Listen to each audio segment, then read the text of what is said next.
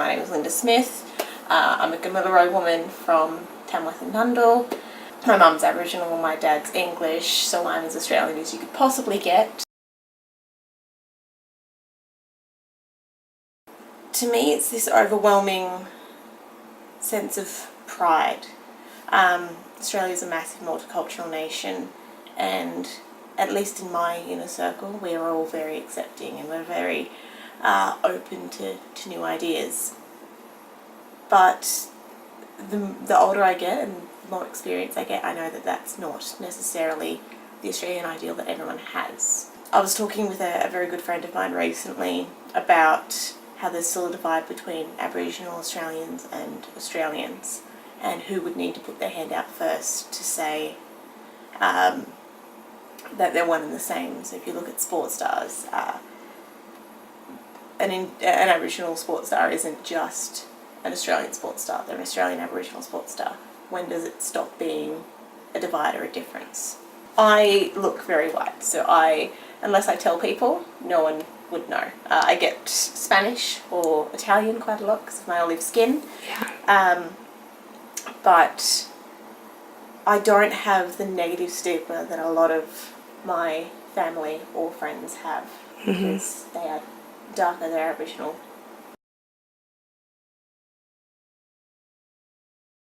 It's kind of funny. When I was a kid, I never knew the negative stigma to Australia Day.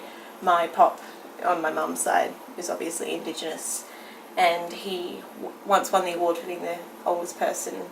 I grew up in a very, very small town of like 200 people, so he won an award for being the oldest person present at the Australia Day ceremony. My youngest nephew won the award for being the youngest person at the Australia Day ceremony, and I was the MC.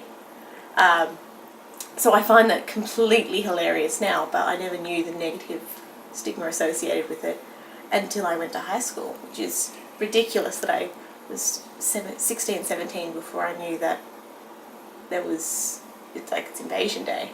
I don't celebrate it now. I don't have this national pride, but I've worked in hospitality for long enough that I have to kind of put on a brave front. In my own culture, I felt very alienated from the other Indigenous kids I went to school with because I wasn't as dark as them, and I didn't grow up, like my family wasn't part of their families, we didn't grow up down the street from each other. So it's very much not white enough for the white kids, not black enough for the black kids.